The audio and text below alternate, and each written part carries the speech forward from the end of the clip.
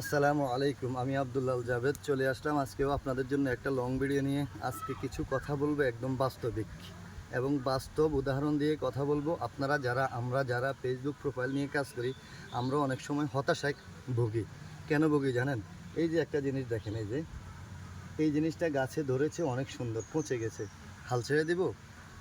যে গৃহস্থ এই গাছগুলো লাগিয়েছেন, এটা কিন্তু গ্রামীণ পরিবেশে একদম পুকুর পাড়ে অনেক সুন্দর একটা কি বলবো, আমাদের নোয়াখালীর ভাষায় এটাকে ঝাড়া বলে। যাই হোক, এটার মধ্যে লাগাইছে। এই যে এখন একটা জিনিস পোকে খেয়ে ফেলছে, এই যে দুটো জিনিস পোকে খেয়ে ফেলছে, তার মানে কি উনি গাছগুলো কেটে দিয়েছে, গাছের বাগানটা ফেলে দিয়েছে, হাল ছেড়ে দিয়েছে? না, একদম না। এটা একদম ভ্রান্ত ধারণা। আমাদের মাঝে আমরা কিছু লোক আছি, আমরা পেজ প্রোফাইল নিয়ে কাজ করি, আমরা ব্রেন নম্বর শিকার হই। আমরাও মাঝে মাঝে এরকম আমাদের পেজ প্রোফাইলে কিছু পোকা আক্রান্তর মতো কিছু বন্ধুরা আসে।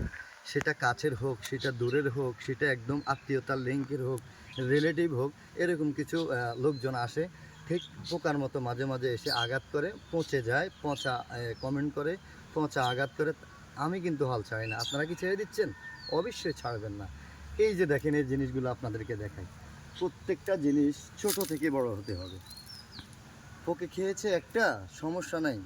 এই যে মাশাল্লাহ দেখেন, আমি গণনায় শেষ করতে পারবো না। এই যে দেখেন কি সুন্দর গো, অসাধারণ অসাধারণ মাশাল্লাহ। যারা সবজি বিক্রেতা, যারা সবজি চাষ করেন, তাদের বাগানেও এরকম থোকায় থোকায় থেকে অনেক সুন্দর লাগে। ঠিক প্রত্যেকটা জিনিস আমরা যারা পেজ প্রোফাইল নিয়ে কাজ করি, এরকম ছোট থেকে আস্তে আস্তে বড় হতে হবে। এগুলো যেরকম ছোট থেকে আস্তে আস্তে বড় হচ্ছে, আমরাও এরকম ছোট থেকে আস্তে আস্তে বড় হব।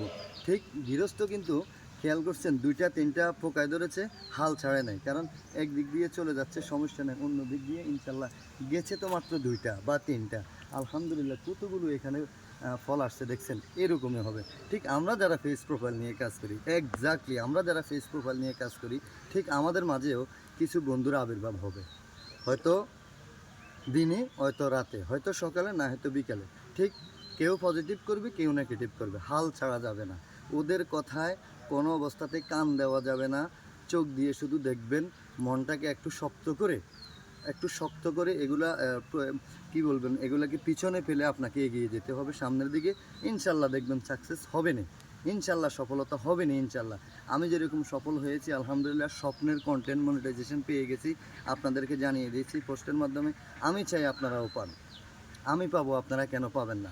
অবশ্যই ফেসবুকের গাইডলাইন মেনে যদি আপনি কাজ করতে পারেন, ইনশাল্লাহ ইনশাল্লাহ একদিন না একদিন সফল হবেনই। কে কী বললো সেটা দেখার বিষয় না।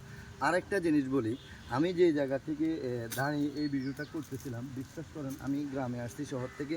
আমার কাছে গ্রামীণ পরিবেশটা ভালো লাগে। আপনারা আমার প্রায় ভিডিওতেই দেখে থাকেন, আমি গ্রামীণ পরিবেশ খুব পছন্দ করি। গ্রামীণ পরিবেশ একদম সবুজ প্রকৃতি পছন্দ করি। অসাধারণ। এই যে যেই দিকে তাকাবেন, এই যে ধান, আমাদের এলাকায় কিন্তু বন্যায় ধান নষ্ট হয়ে গেছে। একদম কাছ থেকে দেখাও, এই যে ধানগুলো একদম কাছ থেকে দেখাও, একদম কাছ থেকে দেখাও। অসাধারণ ধান হয়েছে, একবার মিস হয়েছে, সমস্যা নেই, আলহামদুলিল্লাহ।